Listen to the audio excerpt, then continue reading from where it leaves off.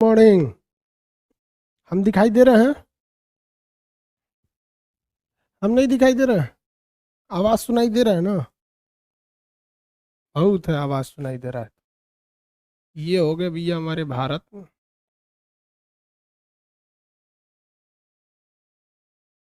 ये था यहाँ पर चालुक्य वंश। चालुक्य वातापी को तोड़ के बन गया राष्ट्रकूट। राष्ट्रकूट। किसी को दिक्कत? आवाज सुनाई दे रही है? हम भी सामने ही हैं। हम भी सामने हैं। नहीं दिख रहे हैं? चलिए अब दिखेंगे। राष्ट्रकूट वंश कल कंप्लीट करा दिए थे। आप सारे लोग बता सकते हैं राष्ट्रकूट वंश के बारे में? राष्ट्रकूट वंश। राष्ट्रकूट वंश में कौन सी भाषा थी? तो कन्नड़ भाषा थी। राजधानी क्या थी? मान्यखेट। मान्यखेट राजधानी इसकी मान्यखेट थी। इस वंश के पहले संस्थापक कौन थे भैया? दंती दुर्ग। दंती दुर्ग। दंती दुर्ग के बाद बताइए कौन थे? दंती दुर्ग के बाद आप शासक बताइए। हम नहीं बताएंगे, कल पढ़ा दिए थे। दंती दुर्ग के बाद शासक कौन आया था? इतना टाइम लगेगा आप लोगों को? कृष्ण प्रथम। हाँ, कृष्ण प्रथम के बाद कृष्ण प्रथम ने मंदिर बनवाया था, कैलाश मंदिर एलोरा का। कृष्ण प्रथम के बाद कौन आया था? इन्होंने कैलाश मंदिर बनवाया एलोरा में। ये कैलाश मंदिर कहाँ है? एलोरा। एलोरा कहाँ है? महाराष्ट्र में। एलोरा में बनवाया। कृष्ण प्रथम के बाद ध्रुव। ध्रुव किस युद्ध में भाग लिया था ये ध्रुव? ध्रुव ने कन्नौज के लिए लिया था। कन्नौज में त्रिपक्षीय संघर्ष के लिए कन्नौज युद्ध में भाग लिया था। इसके बाद शिक्षा में बहुत आगे था। कौन था ध्रुव के बाद? बताइए फटाफट फटाफट।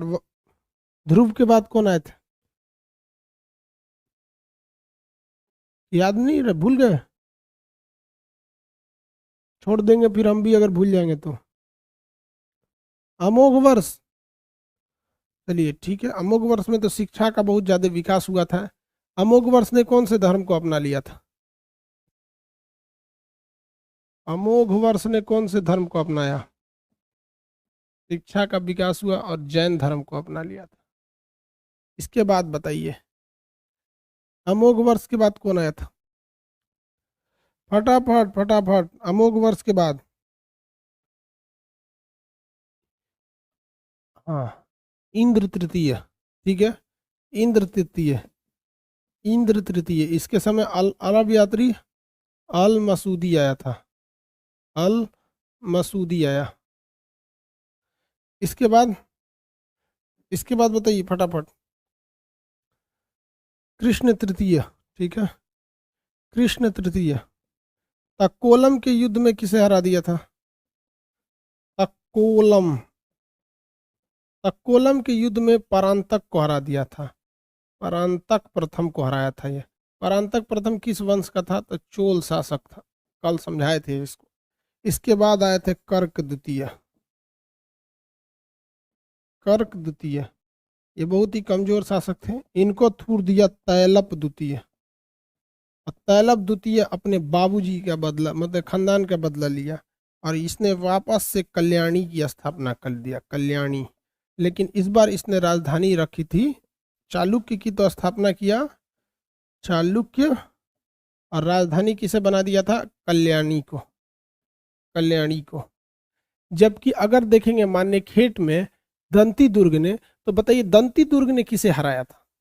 दंती दुर्ग ने किस चालुक्य को हराया था? हालांकि उस समय तो इसकी राजधानी वातापी थी।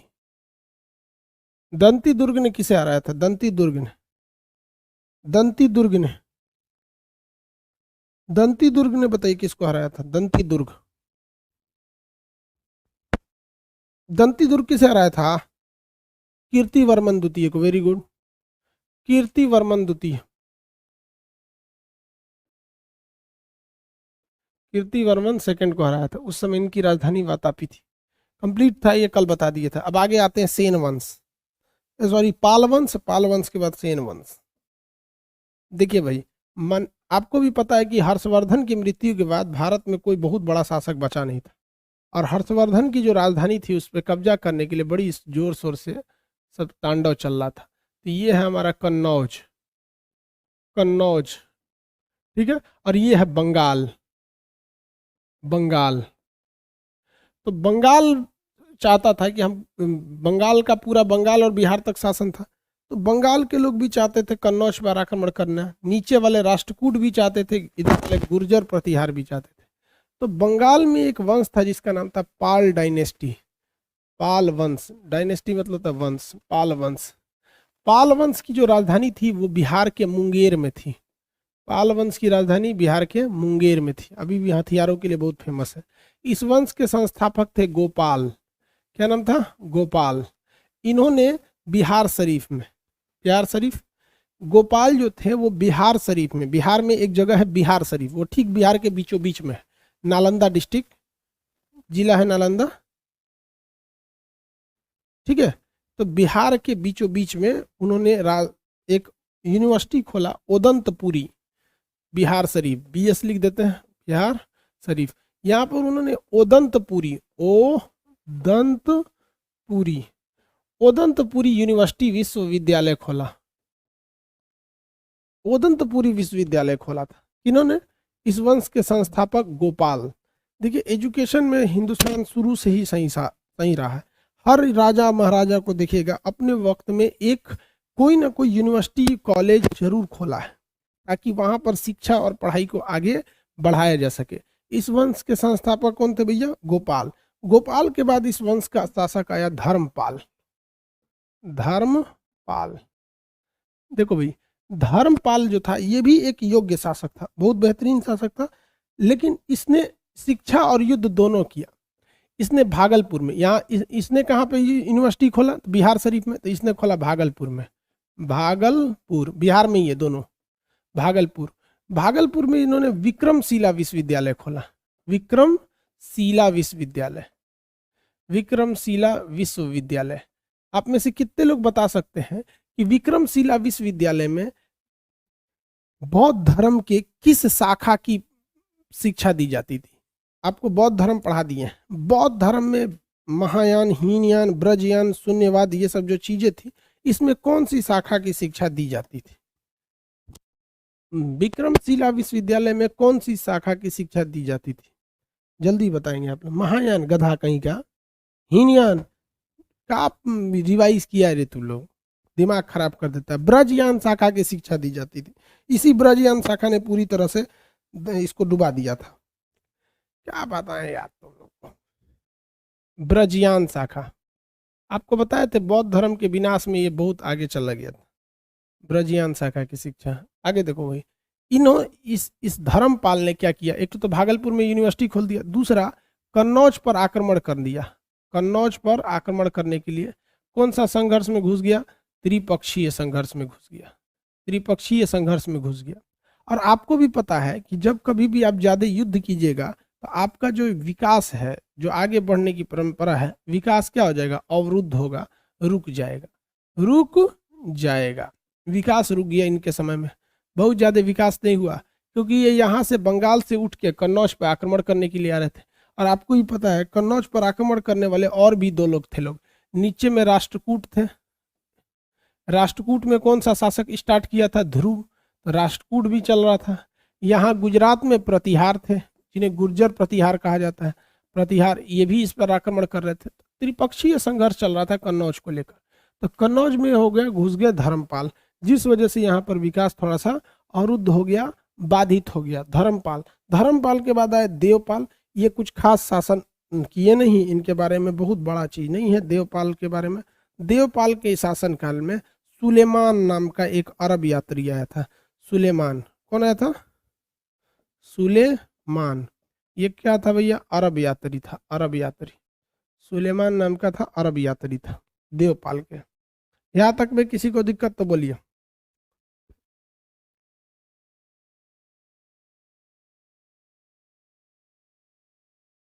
आगे बढ़े,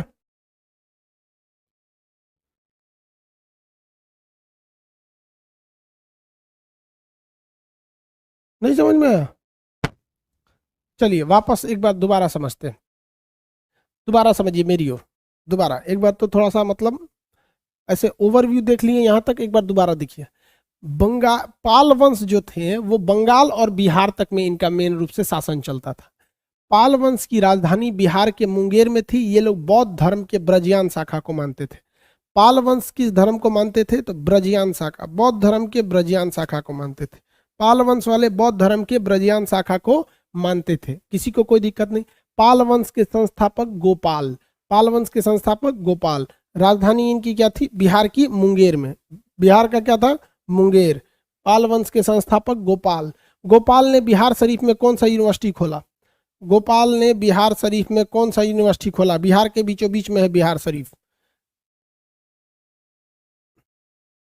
कौन सा यूनिवर्सिटी खोला?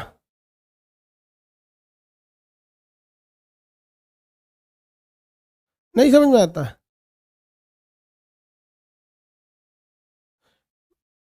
ओदंतपुरी, ओदंतपुरी विश्वविद्यालय खोला। देखिए बिहार शरीफ में इसने ओदंतपुरी विश्वविद्यालय खोला। अगला शासक आया धर्मपाल।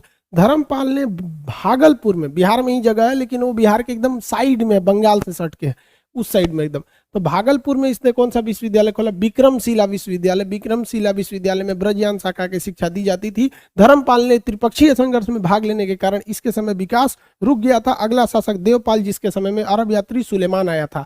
3 शासकों के नाम याद रखेंगे, जिसमें 2 जो शुरुआत के 2 हैं ये काफी अच्छे थे। ओदंतपुरी विश्वविद्यालय और विक्रमशिला विश्वविद्यालय की स्थापना किया था। किसी को कोई दिक्कत नहीं है? इसके बाद अगला शासक आया था महिपाल। क्या था? महिपाल।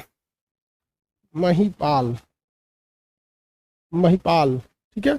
इसे हम पाल वंश का, किस डायनेस्टी का? पाल वंश का द्वितीय संस्थापक कहते हैं। द्वितीय संस्थापक कहते हैं, द्वितीय संस्थापक। ऐसा क्यों कहते हैं द्वितीय संस्थापक? देखिए धर्मपाल के, ये तो संस्थापक थे गोपाल, इन्होंने स्थापना किया। धर्मपाल के समय युद्ध होने लगा इतना ज्यादा कन्नौज को लेकर कि इनका विकास पूरी तरह से रुक गया। देवपाल आया तो कुछ खास काम नहीं किया। दोबारा विकास का कार्य प्रारंभ किया था किसने चालू किया था? महिपाल ने चालू किया था। इसलिए महिपाल को जैन इसका पाल वंश का क्या कहा जाता है? द्वितीय संस्थापक कहा जाता है। पाल वंश का क्या कहा जाता है? द्वितीय संस्थापक। पाल वंश का द्वितीय संस्थापक। किसी को कोई दिक्कत? महिपाल, आगे बढ़े। पाल वंश का द्वितीय संस्थापक महिपाल को कहा जाता है। इसके बारे में हम आपको कुछ पढ़ाए हैं। महिपाल पर किसने आक्रमण किया था? नीचे से देखिए, चोल और इधर राष्ट्रकूट, तो यहाँ देखिए, यहाँ तो राष्ट्रकूट है, राष्ट्रकूट के साथ साथ नीचे में कौन चल रहे थे? सब चोल चल रहे थे सब। आपको भी पता है राष्ट्रकूट शासक कृष्ण तृतीय ने चोल शासक परांतक को हराया था। तो ये तो चारों एक साथ चल रहे थे सब। तो चोल में से कौन आके यहाँ हमला किया था? बंगाल पे आकर चोल में से कौन आकर हमला किया था? कुछ याद है? नौसेना से राजेंद्र प्रथम। वेरी गुड, राजेंद्र चोल या राजेंद्र प्रथम, वही जिसे कहिए राजेंद्र चोल। बताइए उस समय राजेंद्र प्रथम ने जब आक्रमण किया तो उस समय शासक कौन था? यही था बेचारा महिपाल। और इसी महिपाल के समय चोल आक्रमण हो गया, चोल आक्रमण हुआ था। और चोल आक्रमण का नेतृत्व उस समय किए थे राजेंद्र प्रथम। किसने किया? राजेंद्र प्रथम। चोल का नेतृत्व किया था उन्होंने, राजेंद्र प्रथम। और आपको भी पता है यहाँ गंगा जल के लिए राजेंद्र प्रथम ने इसे क्या किया था? मतलब आक्रमण किया था। आपको भी पता है क्या बंगाल को जीता था? बंगाल को जीता था? नहीं, मतलब सॉरी, बंगाल को अपने कब्जा में लिया था? नहीं लिया था। इस युद्ध के बाद कितने लोग बता सकते हैं कि राजेंद्र चोल ने अपने को कौन सी उपाधि धारण किया था? इस युद्ध के बाद राजेंद्र चोल ने कौन सी उपाधि धारण किया था? जल्दी फटाफट बताएंगे। इस युद्ध के बाद राजेंद्र चोल ने कौन सी उपाधि धारण किया? अब नहीं बताओगे तो फिर हम रोक देंगे क्लास। गंगई कोंड, वेरी गुड करण जी, आपका आंसर सही है। गंगई कोंड की उपाधि धारण किया था।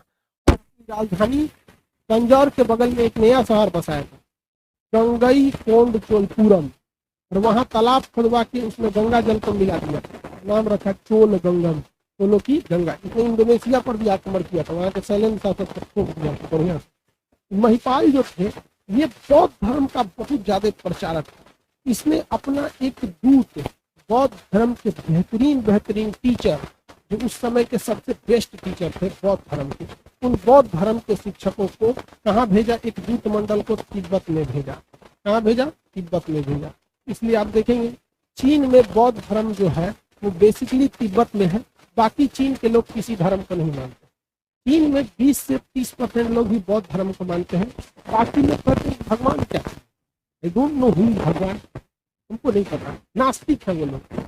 रूस में भी ज्यादातर लोग नास्तिक है, उन लोग को मतलब ही नहीं है भगवान वगैरह कौन है भाई यहाँ पर।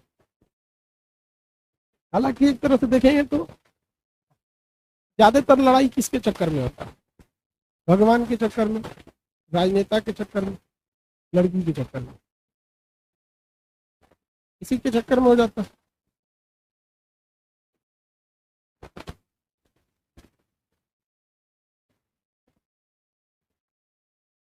हो गया, आगे बढ़े। तो वह पाल शासक जिसने, नहीं समझ में आया? अरे नहीं बोल रहे थे हम बोल नहीं रहे थे इसलिए साउंड वो था। पाल वंश समझ में आ गया? पाल वंश में आपको याद रखना है यही 3 शासकों को, इसके सिवा कोई नहीं है। मदन पाल तो सोचा इस वंश का लास्ट शासक था, मदन पाल।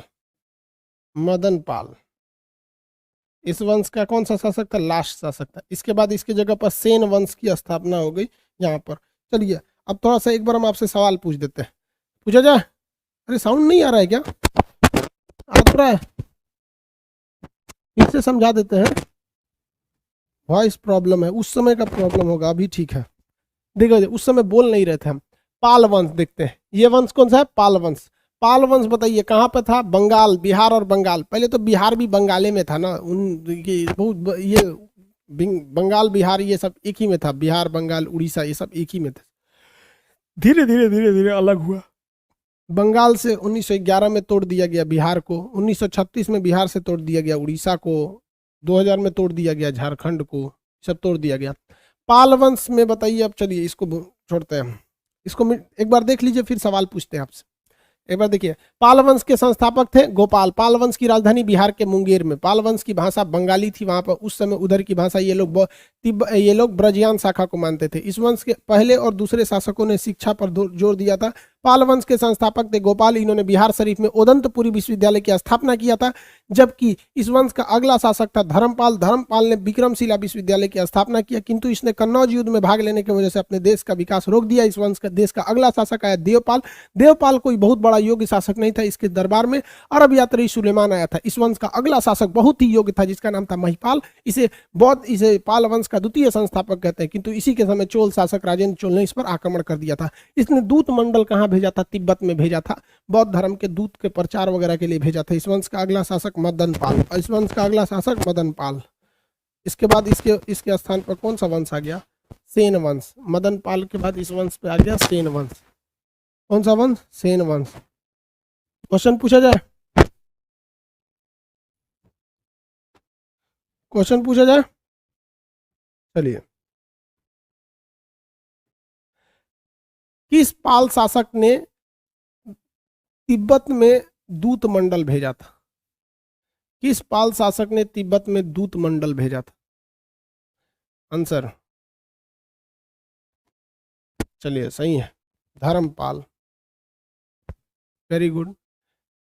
ओदंतपुरी विश्वविद्यालय किसने बनवाया था?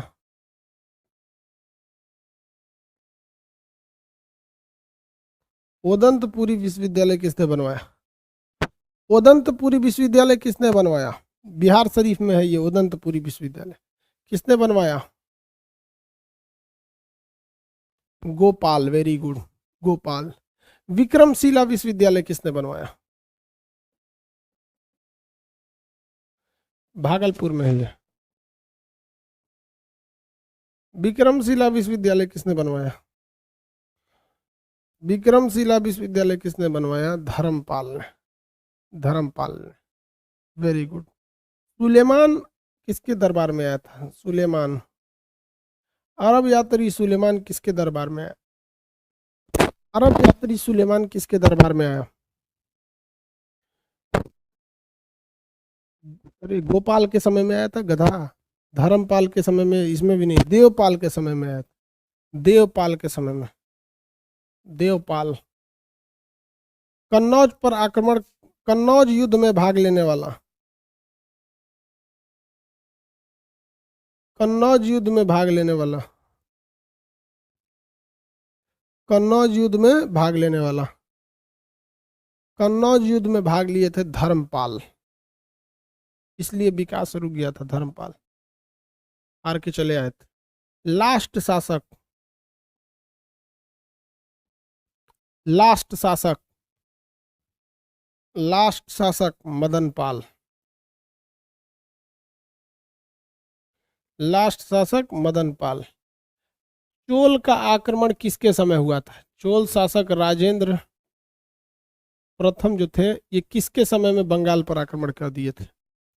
चोल शासक राजेंद्र प्रथम किसके समय बंगाल पर आक्रमण किए थे?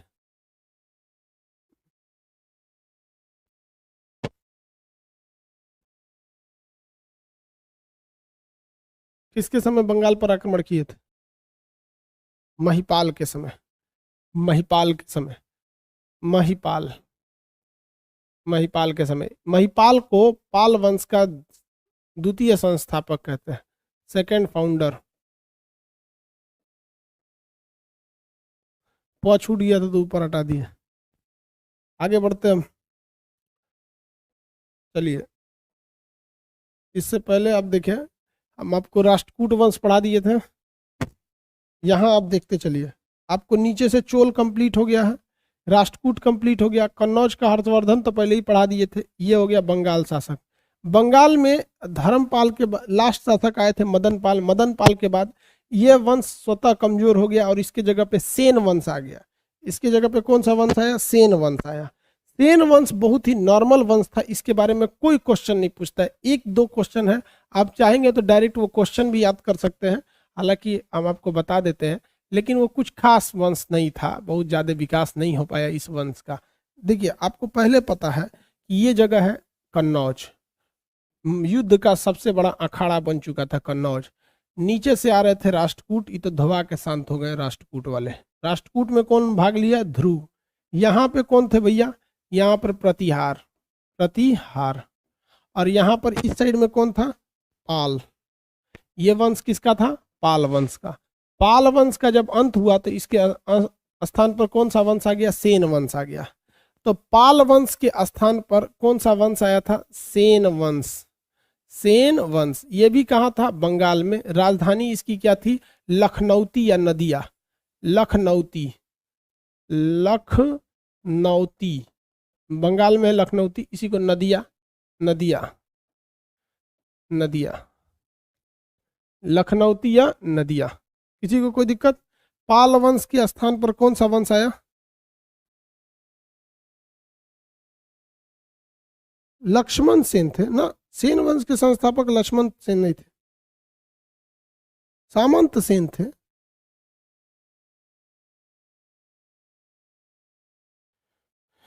सेन वंश के संस्थापक सामंत सेन थे। लखनौती या नदिया इन्होंने राजधानी बनाया। कहाँ पर है ये? बंगाल में। कहाँ पर है? बंगाल में। इस वंश के संस्थापक थे सामंत सेन, नाम था सामंत सेन। इस वंश के संस्थापक थे सामंत सेन। ये बहुत ही नॉर्मल वंश, कोई बहुत ही क्रांतिकारी काम नहीं किए थे लोग। इस वंश का अगले शासक आए विजय सेन। विजय सेन कोई खास काम करेंगे तब तो बताएंगे। अगले में आए बल्लभ सेन, बल्लभ सेन, बल्लभ सेन। इस तीनों लोग में बहुत ही कोई खास काम नहीं किए। सबसे महत्वपूर्ण शासक थे इसमें लक्ष्मण सेन, लक्ष्मण सेन। ये लास्ट के दो लोग बहुत ही अच्छे थे। देखिए, विजय सेन के समय साहित्य का विकास हुआ।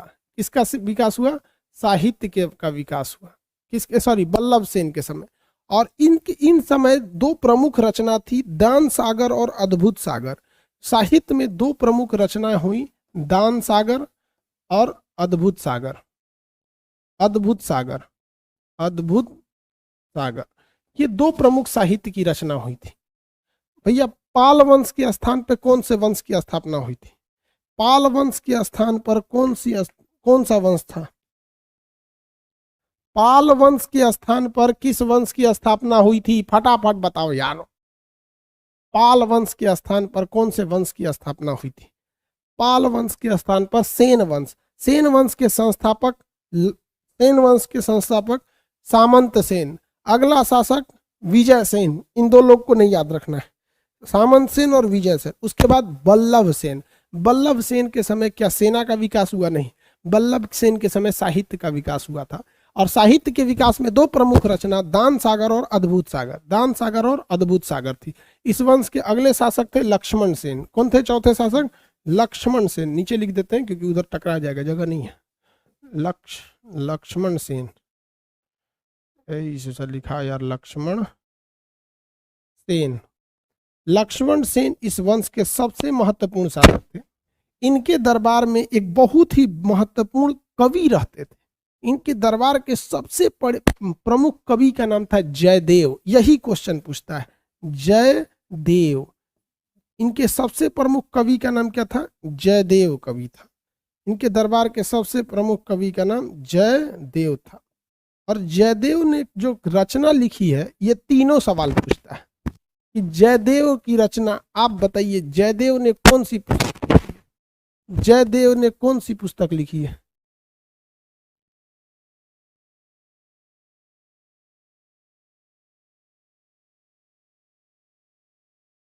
बताइए कौन सी रचना लिखी है जयदेव की सबसे प्रमुख पुस्तक? गीत गोविंद। वेरी गुड, गीत गोविंद। गोविंद मतलब भगवान होता है। अब भगवान के लिए गाया हुआ गीत, गीत गोविंद। गीत गोविंद, इसमें यहीं से क्वेश्चन पूछता है, ध्यान से समझिएगा। पूछेगा गीत गोविंद किसकी रचना है, तो आप बता देंगे जयदेव की रचना है। लेकिन कभी कभी क्वेश्चन इस वंश से एक अलग टाइप का आता है, बस वही यही है कि गीत गोविंद के रचनाकार जयदेव किसके दरबार में संरक्षण प्राप्त थे, यानी किसके दरबार में रहते थे, किसके यहाँ वो सरकारी नौकरी पे थे, संरक्षण प्राप्त थे, किसके दरबारी कवि थे? तो लक्ष्मण सेन के। लेकिन लक्ष्मण सेन कभी कभी नहीं देता है तो सीधा सेन वंश मारेंगे। उसके बाद धीरे धीरे सेन वंश स्वतः समाप्त हो गया, कोई बहुत बड़ा सेन वंश में आया नहीं। युद्ध करिएगा नहीं। देखिए आपको एक बात बताते हैं, देश बचाना है शस्त्र उठाना पड़ेगा, और संस्कृति बचानी है तो शास्त्र उठाना पड़ेगा। यानी एक देश के लिए शस्त्र और शास्त्र दोनों की जरूरत होती है, और यही खासियत है भारत में। भारत में आप देखेंगे, शुरू से देख लीजिए, चाहे जहां से देखिए, जब जब देश बर्बाद हुआ है तब तक लोग शस्त्र नहीं उठाए थे।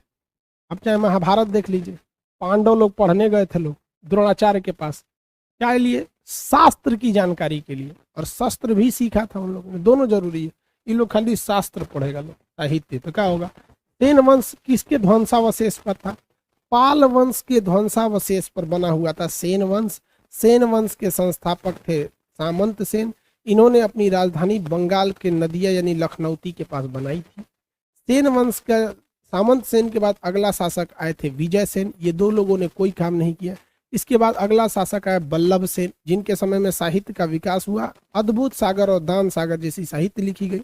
इस वंश के सबसे योग्य शासक लक्ष्मण सेन थे, जो साहित्य में बहुत रुचि रखते थे। इनके दरबार में जयदेव रहते थे, जिन्होंने गीत गोविंद की रचना किया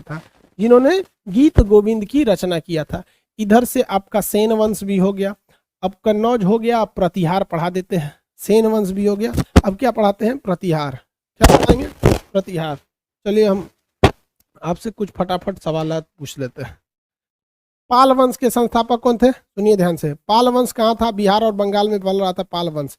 पाल वंश के जो शासक थे वो मानते थे बौद्ध धर्म के ब्रजियान शाखा को। पाल वंश के संस्थापक थे गोपाल, जिन्होंने बिहार शरीफ में उदंतपुरी विश्वविद्यालय की स्थापना किया था। पाल वंश का अगला शासक, जो पाल वंश था, यहाँ देखते रहिए आप लोग। पाल वंश का जो अगला शासक था धर्मपाल। धर्मपाल के समय दो चीजें हुई थी। इन्होंने बिहार से भागलपुर में नालंदा विश्वविद्यालय की स्थापना किया, साथ ही कन्नौज युद्ध में भाग लिया, जिस वजह से विकास रुक गया।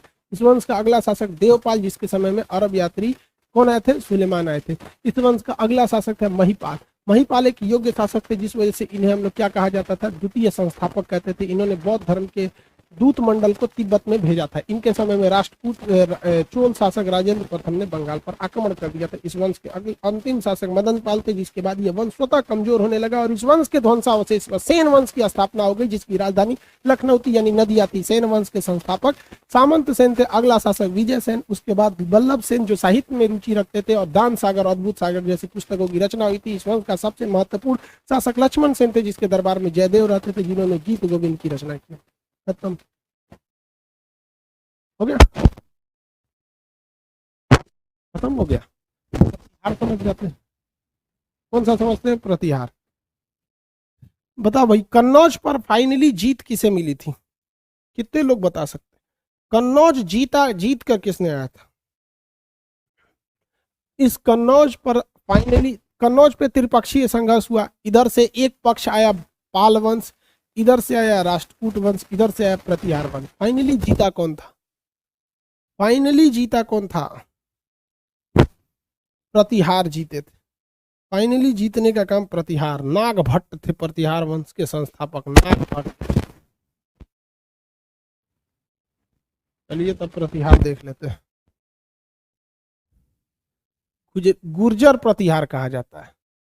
प्रतिहारों को क्या कहा जाता है? पूरा नाम गुर्जर प्रतिहार। गुर्जर प्रतिहार, ये थे भैया प्रतिहार वंश। यहां था प्रतिहार, प्रतिहार वंश। सारा तांडव हुआ था कन्नौज के लिए, सारा तांडव हुआ कन्नौज के लिए। नीचे में थे राष्ट्रकूट, राष्ट्रकूट पिटा के चल गए लोग, कोई जीत उत नहीं मिला। इधर थे पाल वंश, ये लोग भी पिटाए चल गए लोग, शांत हो गए। फाइनली जीता कौन था? प्रतिहार ही जीता था कन्नौज को। प्रतिहार को क्या कहते हैं? गुर्जर प्रतिहार, गुर्जर नहीं, गुर्जर प्रतिहार, गुर्जर प्रतिहार, गुर्जर प्रतिहार। ये लोग कहाँ पे थे लोग भैया? बेसिकली गुजरात में थे, गुजरात। और ये लोग इतने कॉन्फिडेंस थे कि कहे थे कि हमारी राजधानी जब रहेगी तो कन्नौजे रहेगी। इतने कॉन्फिडेंट थे कि इन्होंने अपनी राजधानी किसे बनाने के लिए ठान लिया था? तो कन्नौज को ही बनाने के लिए ठान लिया था। नाग भट्ट इन वंश के संस्थापक थे। इस वंश के संस्थापक कौन थे? नाग भट्ट, नाग भट्ट। इस वंश के संस्थापक नाग भट्ट थे। इस वंश के संस्थापक बताएंगे नाग भट्ट थे। लेकिन इस वंश का अगला शासक आया था वत्सराज, वत्सराज। दूसरा शासक था वत्सराज, वत्स क्या लिखा था जी? वत्सराज। वत्सराज जो था इसने कन्नौज जीत लिया, कन्नौज विजय कर लिया वत्सराज ने। लेकिन आपको भी पता है बाबू कि कन्नौज की लड़ाई किसी एक दिन की लड़ाई नहीं थी, ये 100 सालों तक चला था। थोड़ा सा ये जीतते थे, थोड़ा सा वो जीतते थे, कभी ये कब्जा किए। आप ही सोचो ना, अगर पाल वंश आया तो ऐसा थोड़ी हार के चला जाएगा। थोड़ा सा इधर से कब्जा कर लिया ये राष्ट्रकूट, थोड़ा सा इधर से कर लिए ये लोग, थोड़ा इधर कर लिए। अब ये इतना पे शांत हो गए। सबसे ज्यादा जीत गया कौन? प्रतिहार। थोड़ा सा जीत गया कौन? पाल। थोड़ा सा जीते राष्ट्रकूट।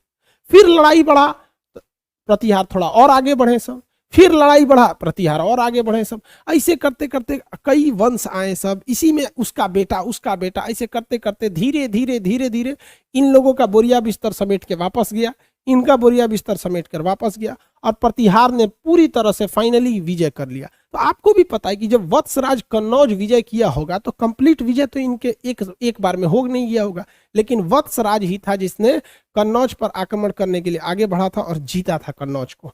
वत्सराज समझ में आ गया कि नहीं है क्या?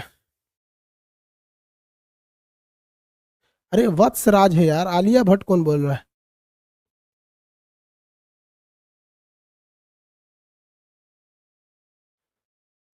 अरे यार तुम लोग भी गजब बात करते हैं। वत्सराज थे। आगे बढ़े। इस वंश का अगला शासक आया था मिहिर भोज। इस वंश का अगला शासक का नाम क्या था? मिहिर भोज, मिहिर भोज, मिहिर भोज।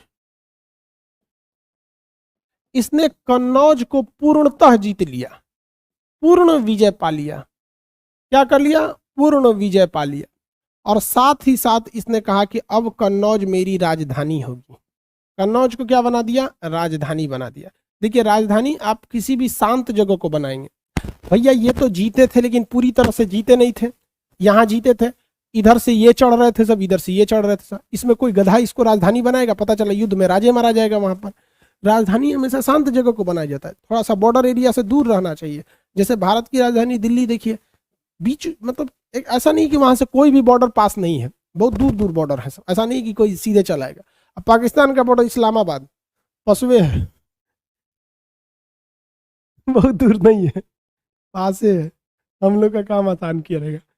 तो मिहिर भोज थे ये इस वंश का, और ये वंश धीरे धीरे गुजरात से लेके कन्नौज तक इस वंश का क्या हो गया, विकास हो गया। यशपाल इस वंश के अंतिम शासक थे, जिसके बाद इस वंश का क्या हुआ पता ही नहीं चला, धीरे धीरे चौपट हो गया।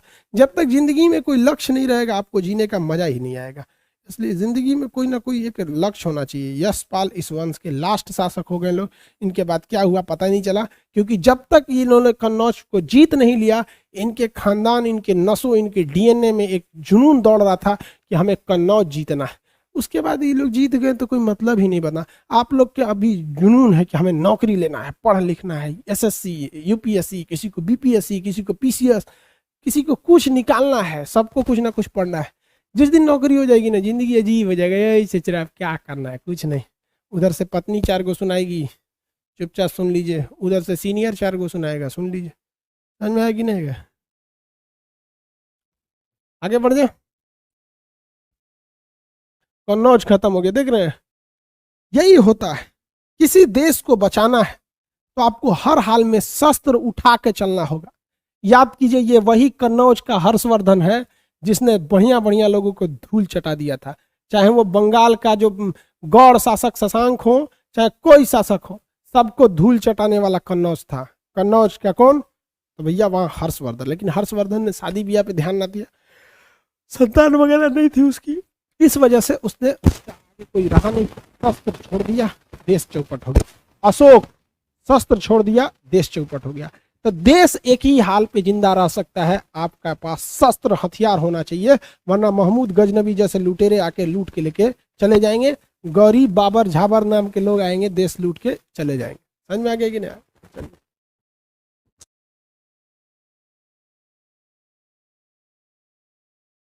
करेगी सर आप भी हर्षवर्धन है, हम कहाँ हर्षवर्धन है यार हमें हर्षवर्धन बोलता है समझ गया? आगे बढ़े।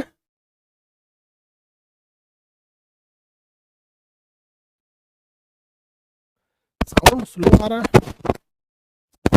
आप आगे का क्लास कल समझेंगे लोग हम लोग।